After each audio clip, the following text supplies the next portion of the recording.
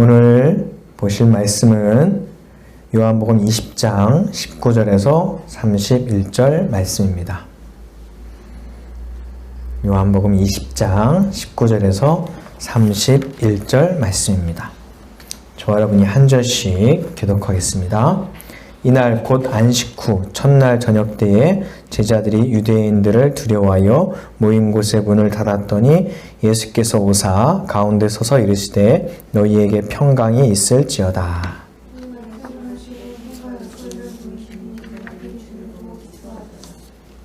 예수께서 또 이르시되 너희에게 평강이 있을지어다. 아버지께서 나를 보내신 것 같이 나도 너희를 보내노라.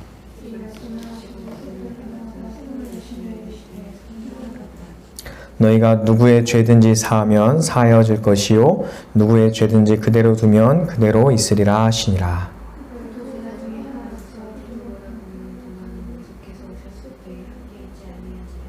다른 제자들이 그에게 이르되 우리가 주를 보았노라 하니 도마가 이르되 내가 그의 손에 못자국을 보며 내 손가락을 그 못자국에 넣으며 내 손을 그의 옆구리에 넣어보지 않고는 믿지 아니하겠노라 하니라.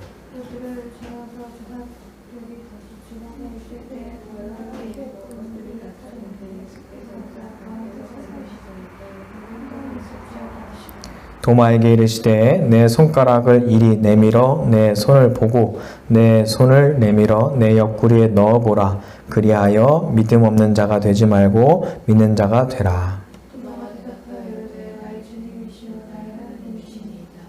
예수께서 이르시되 너는 나를 본고로 믿느냐 보지 못하고 믿는 자들은 복되도다 하시니라.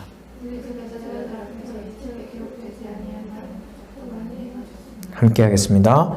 오직 이것을 기록함은 너희로 예수께서 하나님의 아들 그리스도이심을 믿게 하려 함이요 또 너희로 믿고 그 이름을 힘입어 생명을 얻게 하려 함이니라. 아멘. 할렐루야. 주의 이름으로 사랑하고 축복합니다. 네. 눈에 보이지도 않는 아주 작은 바이러스 때문에 얼마나 힘이 드십니까? 사회적 고강도 거리두기 때문에 많이 힘드시죠? 고생하는 의료진과 관계자들을 생각하면서 이 어려움에 동참하며 함께 이겨내시기를 바랍니다. 이제는 이 정도면 괜찮겠지 하면서 사회적 거리두기를 안 하면 해이해지다가 어느 누가 31번 같이 슈퍼 전파자가 되지 말라는 법이 없지요. 조금 더 방역과 개인위생 그리고 사회적 거리두기를 잘 실천하시기를 바랍니다. 지난주에 제가 가르치는 학생과의 대화입니다. 초등학생인데요. 세 자리를 두 자리로 나누는 걸 지금 배우려고 하고 있어요. 지난주에 좀 배웠는데 675를 21로 나누는 거 그걸 공부했습니다. 뭐 어렵지 않잖아요. 일단 67을 21로 먼저 나누고 그쵸? 그래서 자, 두 자리를 나누기하고 똑같아. 먼저 앞에 67을 21로 나누는 거야. 학생. 네. 자, 67을 21로 나누면 몫은 3이지? 네. 자, 몫을 위에 3 쓰고 21 곱하기 3, 63을 67 밑에다가 쓰지. 그래, 잘했어. 자, 그럼 67에서 63을 빼. 그럼 뭐가 되지? 4요. 그렇지. 그럼 4를 그 밑에다 쓰는 거야. 그 위에는 5를 또 내려서 쓰고, 그러면 이제 45를 21로 다시 한번 나누면 돼. 자, 45를 21로 나누면 몫은 2요. 그렇지. 그럼 이제 3 옆에 2를 쓰고, 또 21 곱하기 2 하면 41을 45 밑에 써서 빼줘. 그러면 이제 3이지? 그게 나머지야. 나머지 자리에 딱 쓰면 돼. 네. 네. 제가 계속 설명하는 동안에 학생은 계속 네 그랬습니다. 그래서 얘가 이해하나? 그래서 이해했어? 네. 풀어봐.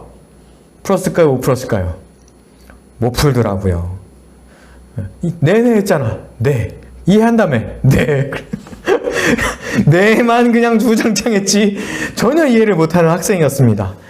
2번 설명하고 3번 설명하고 4번 설명하고 정말 답답해가지고 끌어오르는 것을 잘 하고 자 오늘은 이 문제 풀지 말자 다음에 다시 풀자 그렇게 했는데요. 대답은 네 잘했지만 전혀 이해를 하지 못했어요. 그냥 차라리 빨리 설명할 때 모른다고 얘기했으면 좋았을 텐데 계속 내라고 아는 척 해놓고 나중에는 모르니까 못 풀고 그랬습니다. 솔직히 얘기해봐. 이해 안 되지? 그러니까 네 이해 안 돼요 그러더라고요. 때로는 우리가 이렇게 아는 척, 이해하는 척, 때로는 믿는 척 그렇게 살아갈 때가 있지 않습니까? 우리도 그럴 때 있잖아요. 에이 그것도 몰라. 에이 그것도 안 믿어? 그렇게 믿음이 없어? 뭐 이런 말 듣기 싫어서 아는 척 믿는 척 하는 경우도 있을 겁니다. 생각해보면 학교 다닐 때 그것도 몰라? 에이 왜 이렇게 질문이 수준이 낮아? 그 정도는 책 읽고 왔으면 당연히 아는 건데 뭐 이런 비난이나 싫은 소리가 있을 수도 있어서 가만히 입 다물고 질문도 안 하고 그랬던 적이 있는 것 같아요. 질문을 많이 했어야 되는데 그래서 그냥 그 시간은 조용히 지나간 것 같지만 그 시간에 더 많은 지식을 얻고 더 많은 확신을 얻지 못한 것이 후회가 되기도 합니다. 오늘 예수님의 제자 중에 함께 있던 제자들은 모두 직접 예수님을 만나서 부활하신 예수님을 믿게 됩니다. 그 자리에 없어서 믿을 수 없었던 주님을 보았다고 동료 제자들이 말해주어도 진짜냐고 내가 그의 손에 못자국을 보며 내 손자국을 그 못자국에 넣으며 내 손을 그 옆구리에 넣어보지 않고는 믿지 않겠노라고 라고 말하는 한 명의 제자가 있었습니다. 그 의심 많은 제자, 사실 도마가 믿음이 없는 제자로 대표적으로 찍혀 있지만 다른 제자들은 어땠을까요? 그 제자들은 똑같이 도마의 처지에 있었다면 다른 제자들이 잘 믿었을까요? 다른 제자들은 믿음이 출중했을까요? 자, 그때 상황으로 한번 가보겠습니다. 자, 이 시점은 지난주에 예수님께서 부활하시고 막달라 마리아와 다른 마리아에게 나타나시고 그 부활의 소식을 막달라 마리아가 다른 제자들에게 알려라고 했습니다. 18절 말씀 우리 같이 읽겠습니다. 막달라 마리아가 가서 제자들에게 내가 주를 보았다 하고 또 주께서 자기에게 이렇게 말씀하셨다 이르니라. 이 막달라 마리아의 부활의 소식을 듣고 제자들이 믿었을까요? 믿는 자에게 나타나는 심리적 변화는 평안입니다. 건강검진을 하고 의료기관에서 양호하다라고 하는 결과를 받아들이면 그 검진센터를 믿으면 평안하겠죠. 근데 그 검진센터가 왠지 못 믿어. 그러면 계속 불안하겠죠. 진짠가? 이상한데 몸이 아픈데 그래도 이거 제대로 검진한 거 맞아? 계속 불안할 수도 있어요. 그럼 확실하게 그 센터를 믿으면 그 결과를 받고 평안하겠죠. 불안하지 않겠죠. 막달라 마리아의 복음을 들은 제자들은 그런데 여전히 두려워했습니다. 예수님의 부활 소식을 듣고도 여전히 유대인들이 무서워서 집에 있는 문이란 문은 다 걸어 잠그고 떨고 있었어요. 막달라 마리아가 전한 소식을 믿지 않았던 거죠. 믿었다 하더라도 두려웠을 겁니다. 왜냐하면 예수님을 배신하고 버리고 도망간 자신들의 모습을 생각하면 예수님이 부활하셔서 다시 오시면 어떡하지? 어떻게 우리를 대하실까? 어떡하지? 우리 혼내시면 어떡하지? 이런 두려움이 있었을지도 몰라요. 그런데 외부를 잠근다고 해서 다 잠가지는 것이 아니고 다 폐쇄되는 것이 아니에요. 부활하신 예수님께서 제자들이 있는 잠겨진 집 안으로 들어오셨습니다. 그리고 예수님께서 제자들의 감정을 변화시켜 주셔요. 그들에게 두려움이란 감정이 있다가 그 감정이 부활하신 예수님을 만나고 어떻게 변화되죠? 기쁨으로 변화됩니다. 자, 만나서 하시는 첫 말씀이 19절 말씀에 뭐라고 말씀하시냐면 너희에게 평강이 있을지어다 라고 말씀합니다. 왜 그랬을까요? 자, 니들 나한테 왜 그랬니? 응? 왜 배신했어? 내가 십자가에 죽고 며칠 만에 부활한다고 분명히 얘기했어, 안 했어? 근데 왜 그렇게 다 도망가고 나 배반하고 부인하고 어떻게 나한테 그럴 수 있니? 라고 따지실 수도 있지만 예수님은 그런 말씀 없이 그냥 너희에게 평강이 있을지어다 이렇게 말씀해 주셨습니다. 안녕. 우리나라 이 인사하고 똑같은 말이죠. 안녕, 평안을 빌어주는 이야기를 합니다. 이거는 보통 사이가 좋은 사람이나 만나서 좋은 사람들하고 할 수 있는 인사죠. 정말 싫은 사람, 정말 미운 사람, 정말 증오의 대상들하고는 안녕이라고 하는 말이 진심으로 나오기 쉽지 않아요. 보통 인간관계에서 보통 그런 감정이 있다면 만나자마자 욕을 하겠죠. 그러나 예수님께서는요, 만나자마자 안녕, 너희에게 평강이 있을지어다 라고 인사를 하십니다. 예수님께서 평강을 이야기하시고 바로 제자들이 어떻게 반응하기도 전에 손과 옆구리를 제자들에게 보여주십니다. 말로만 평강을 빌어주는 것이 아니에요. 제자들 가운데는 문을 잠궜는데 어떻게 들어왔지? 유령인가? 사람은 들어올 수 없으니까요. 몸은 들어올 수 없잖아요. 문을 잠그면. 들어오셨으니까 유령인가? 뭐 이렇게 생각할 수도 있잖아요. 무섭다. 그런데 손에 못자국과 옆구리에 창자국을 보여주면서 그들에게 예수님께서 십자가에 못 박히셨던 진짜 예수님, 그분이 다시 부활하신 것을 보여주고 계십니다. 예수님의 상처를 보여주시면서 그들에게 예수님을 믿을 수 있도록 도와주시고 계신 거예요. 보통 상처는 아름답지 않잖아요. 보통 상처는 보여주고 싶지 않거든요. 보통 상처는 드러내고 싶지 않습니다. 그런데 예수님께서 상처를 보여주시며 제자들에게 그 상처를 통해서 두려움이 기쁨으로 변하게 되고 또한 그들에게 믿음을 더하게 하십니다. 여러분에게 상처가 있습니까? 때론 그것을 통하여 세상에 믿음이 드러나도록 여러분이 하나님께 쓰임받기를 간절히 바랍니다. 그 예수님을 보고 제자들이 20절 말씀 어떻게 변했다고요? 같이 읽겠습니다. 제자들이 주를 보고 기뻐하더라. 부활하신 예수님을 만나면 이렇게 됩니다. 자, 그리고 평안을 빈 것이 아니라 그냥 평안을 빈 것이 아니라 예수님의 평안을 제자들에게 주셨기 때문이에요. 자, 이 예수님의 평안은 어떤 평안일까요? 요한복음 14장 27절에 예수님께서 자기의 평안에 대해서 이렇게 말씀하고 계십니다. 같이 읽겠습니다. 평안을 너희에게 끼치노니 곧 나의 평안을 너희에게 주노라. 내가 너희에게 주는 것은 세상이 주는 것과 같이 아니하니라. 너희는 마음에 근심하지도 말고 두려워하지도 말라. 세상의 평안은 잘 먹고 잘 되고 잘 나가고 그래야 평안할 것 같습니다. 그런데 예수님의 평안은 십자가의 평안입니다. 세상이 주는 것과 같지 않다라고 말씀하고 있어요.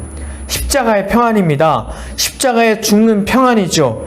물에 빠지기 전에는 옷에 젖을까 물이 튈까 걱정이지만 물에 푹 담겨진 다음에는 그런 걱정이 전혀 없어요. 이미 다 젖었기 때문이죠. 십자가에 죽은 사람은 세상에 이런저런 걱정과 두려움이 하나도 되지 않습니다. 왜? 이미 십자가에 죽었기 때문이죠. 십자가에 죽으면, 예수님과 함께 죽으면 세상의 걱정거리는 아무 두려움이 되지 않습니다. 예수님의 평안과 십자가의 평안을 우리에게 주신다라고 말씀하고 계셔요. 십자가의 능력으로 근심하지도 않고 두려워하지도 않고 평안하고 기뻐하라 라고 주님께서 말씀하시는데, 여러분에게 주의 평안이 있기를 주님의 이름으로 축원합니다.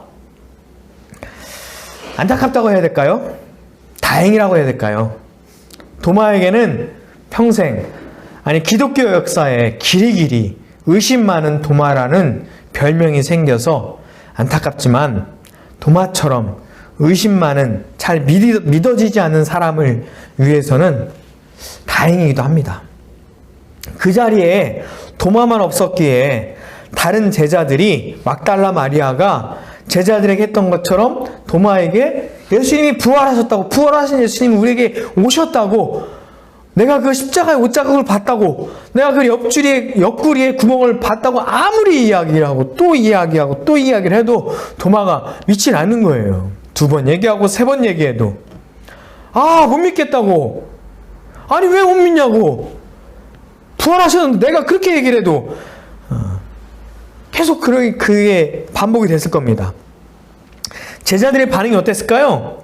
그들 가운데는 방금도 두려움에 떨던 자기들의 모습은 생각도 안 하고, 왜 자기들의 말을 믿지 못하냐고, 왜 의심하냐고 그렇게 이야기하는 사람도 있었을 겁니다. 그런데 부활하신 주님은 도마의 의심을 긍휼히 여기십니다. 그리고 도마에게 나타나십니다. 그리고 이렇게 말씀하십니다. 27절 같이 읽겠습니다. 도마에게 이르시되 내 손가락을 이리 내밀어 내 손을 보고 내 손을 내밀어 내 옆구리에 넣어보라. 그리하여 믿음 없는 자가 되지 말고 믿는 자가 되라 라고 말씀하십니다. 상처를 보여주심으로, 그 상처는 우리를 위한 상처죠. 그 상처를 보여주심으로 제자들이, 도마가 또한 그 상처를 통해서 십자가를 보게 됩니다. 부활하신 예수님을 보게 되죠. 도마는 손으로 못자국을 만져보겠다고 했지만, 예수님을 만난 그 순간 십자가의 못자국에 자기 손을 넣어볼 필요도 없이 그에겐 믿음이 생겼을 거예요. 그리고 이런 고백을 합니다. 도마의 고백이 또한 우리의 고백이기를 간절히 소망하면서 28절 도마의 고백을 같이 고백해 보도록 하겠습니다. 시작. 나의 주님, 나의 하나님이시다. 다른 제자들 앞에서 아는 척, 괜찮은 척, 믿음 있는 척, 안 믿어지면 안 믿어진다, 믿고 싶다, 주님을 향한 갈망, 이것이 더 좋은 거예요. 잘 살고 있는 척 하는 것보다 힘들면 힘들다고, 어려우면 어렵다고, 모르면 모른다고, 내 생각, 내 상상력을 벗어나는데 어떻게 이걸 내가 믿을 수 있냐고 주님께 물어보세요. 잘 안 믿어지는 거 주님께 또한 기도하세요. 그러면 주님께서 우리의 믿음 없음과 우리의 부족함과 때로는 우리의 의심을 긍휼히 여기시며 우리에게 믿음을 허락하시고 때로는 믿어지도록 여러 가지 도움을 주실 겁니다. 성령을 통해서 우리에게 또한 생각나게 하시기도 하고, 또한 다른 여러 사람을 통해서 상황과 사건들을 통해서 또한 우리에게 믿도록 하시죠. 모세에게는 불이 붙었으나 타지 않는 떨기나무를 통해서 하나님의 모습을 계시해 주시고요. 야곱에게는 꿈을 통해서, 또한 물을 걷다가 빠진 베드로에게는 또한 손을 잡아주시며 그들에게 믿음을 더하여 주십니다. 수많은 하나님께 쓰임받은 사람들에게 하나님께서는 보여주시고 또한 나타나 주시며 또한 그들에게 믿음을 더해 주세요.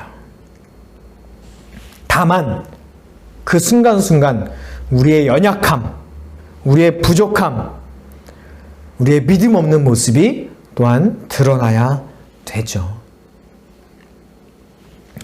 자, 도마만 그럴까요? 오늘날 수많은 사람들이, 그리고 교회 밖에 아직도 부활을 믿지 않는 많은 사람들이, 혹은 교회 안에도 마찬가지예요. 교회는 다니지만, 예배는 드리지만, 설교는 듣지만, 때로는 아멘 하기도 하지만 진짜 믿음이 없는 사람들 있을 수 있죠. 오늘 저와 여러분 가운데 도마와 같은 사람들에게 주님이 찾아오시기를 간절히 바랍니다. 오셔서 책망하지 않으시고요, 주님의 평안을 우리에게 주실 겁니다. 여러분, 믿지 않은 사람들에게 주님께서 찾아가시기를, 또한 우리를 위해서 함께 기도하시기를 간절히 바랍니다.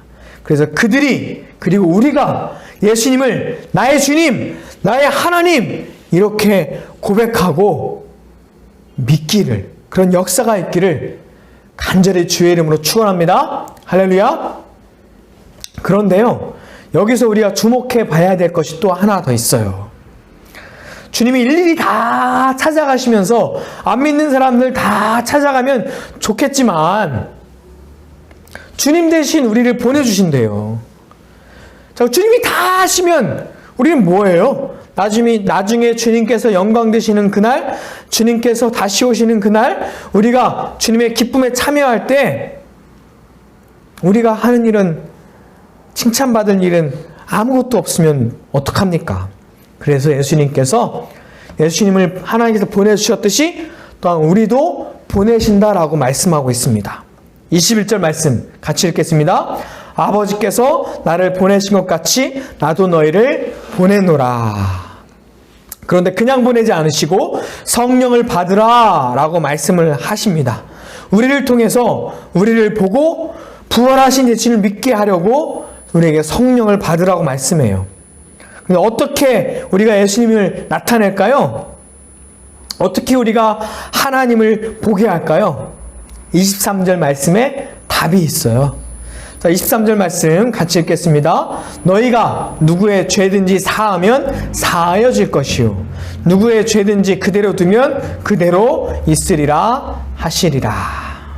네, 바로 용서 그리고 사랑을 통해서입니다. 너희가 누구든지 죄를 사하면 사하여진다는 말씀, 사실 죄를 용서하는 권한은 하나님께 있어요. 하나님께서 십자가를 통해서, 예수 그리스도의 보혈을 통해서 우리의 모든 죄를 용서해 주셨죠. 그럼 우리가 해야 될 건 뭐예요? 그 용서의 십자가, 하나님의 사랑을 전하는 거죠. 나에게 죄 지은 사람을 또한 내가 용서하는 겁니다. 내가 용서하고 내가 사랑하고 또한 그 용서받았음을, 십자가의 복음을 전할 때 내 사랑이 아니라 무한하신 하나님의 사랑으로 또한 사랑할 때 그들이 그런 우리의 모습을 통해서 하나님을 보게 되는 거죠. 야, 네가 어떻게 그 좁은 마음으로 나를 이렇게 용서하고 사랑할 수 있지? 너 나랑 다시는 안 본다며 어떻게 나를 찾아오지? 네가 나를 이렇게 사랑할 줄은 몰랐는데 어떻게 그럴 수 있지? 이건 내가 하는 게 아니야. 나를 통해서 하나님이 하시는 거야. 내가 하는 것이 아니라 내 안에 계신 성령님께서 너를 사랑하도록 하시는 거야. 주님이 하셨습니다. 라는 고백이 나를 통해서 그들이 예수님을 보고 하나님을 보게 되는 거죠. 그 사랑의 행동과 이 고백이 주님을 믿게 할 줄로 믿습니다. 이런 역사가 여러분에게 있다면 30절과 31절에 이 책을 기록한 목적, 그것이 달성되는 거예요. 자, 30절과 31절에 요한이 이 책을 왜 기록했는지, 이 말씀을 왜 기록했는지 이 책의 기록의 말씀의 목적을 분명하게 적고 있어요. 30절, 31절 같이 읽겠습니다. 예수께서 제자들 앞에서 이 책에 기록되지 아니한 다른 표적도 많이 행하셨으나 오직 이것을 기록함은 너희로 예수께서 하나님의 아들 그리스도이심을 믿게 하려 함이요 또 너희로 믿고 그 이름을 힘입어 생명을 얻게 하려 함이라. 아멘. 여러분을 통해서 여러분의 사랑과 용서를 통해서, 여러분을 통해서 나타난 하나님의 역사를 통해서 예수님이 그리스도이심과 하나님의 아들이심을 믿는 역사가 많이 일어나기를 주의 이름으로 축원합니다. 기도하겠습니다. 사랑과 은혜 하나님 감사합니다. 우리가 믿음이 없을 때, 우리가 또한 의심이 될 때, 우리가 예수님을 잘 모를 때 우리를 책망하시는 것이 아니라 우리의 부족함을 긍휼히 여기시며 우리를 찾아와 주시고 우리에게 믿음을 더하시며 우리를 만나 주심을 감사합니다. 여러 가지 방면으로, 여러 가지 사람을 통해서, 여러 가지 또한 사건을 통해서, 또한 성령의 지혜를 통해서 우리에게 하나님을 깨닫게 하시고 하나님을 보게 하시는 줄로 믿습니다. 또한 우리를 통해서 세상 사람들이, 나의 사랑과 용서를 통해서 믿지 않은 사람들이 예수님을 만나게 하시고 예수님을 그리스도와 하나님의 아들임을 고백하는 놀라운 역사가 있게 하여 주시옵소서. 지금도 여전히 오늘날 도마와 같은 사람들에게 찾아와시는 예수님 너무나 감사합니다. 주님의 이름을 찬양합니다. 하나님, 우리를 통해서 복음의 역사가 일어나게 하여 주시옵소서. 예수님의 이름으로 기도합니다. 아멘. 우리 그의 생각 찬양하시고 준비하신 예물 봉헌하겠습니다.